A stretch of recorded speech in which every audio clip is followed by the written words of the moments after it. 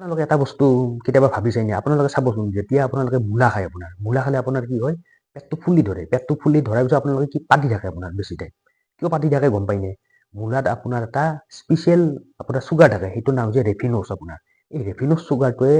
চুগাৰটো আপোনাৰ কি আমাৰ দেহটোৱে মানে ব্ৰেকডাউন কৰিবৰ কাৰণে অকণমান টান পায় অকণমান টান হয় আমাৰ বডিৰ কাৰণে এই ৰেফিন'ছ চুগাৰটো আপোনাৰ যেতিয়া আপুনি মূলা খাব এই ৰেফিন'ছ চুগাৰটো আমাৰ যেতিয়া পেটলৈকে গৈ আপোনাৰ ইণ্টেষ্টাইনলৈকে যেতিয়া যাব তাত আপোনাৰ বেক্টেৰিয়া থাকে আপোনাৰ এই বেক্টেৰিয়াবোৰে এই চুগাৰটো আপোনাৰ কি কৰে ফাৰ্মেণ্ট কৰে যেতিয়া এই ফাৰ্মেণ্টেশ্যন প্ৰচেছটো আপোনাৰ চলি থাকিব তেতিয়া এই আপোনাৰ কি হ'ব গেছ আপোনাৰ ৰিলিজ হয় আপোনাৰ পেটটো আপোনাৰ ফুলি ধৰিব পেটটো ফুলি ধৰি আপোনালোকে কি কৰিব পাতি থাকিব আপোনাৰ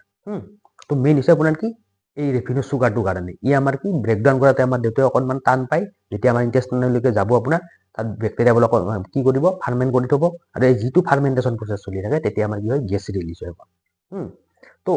আপোনালোকে এতিয়া ভাবিব পাৰে কি মূলা খালে আপোনাৰ বেয়া নেকি মূলা খালে তেনেকুৱা একো বেয়া নহয় মূলাটো আমাৰ বহুত স্বাস্থ্যকৰ হয় আৰু যি গেছ আপোনাৰ উৎপাদন হয় আপোনাৰ বা আপোনালোকে পেট ফুলাখান বা আপোনালোকে পাদে আপোনাৰ সেইটো একেবাৰে আপোনাৰ কি নৰ্মেল প্ৰচেছ হয় কিয় হয় আপোনাৰ এই ৰেফিন'ছ চুগাৰটোৰ কাৰণে হয়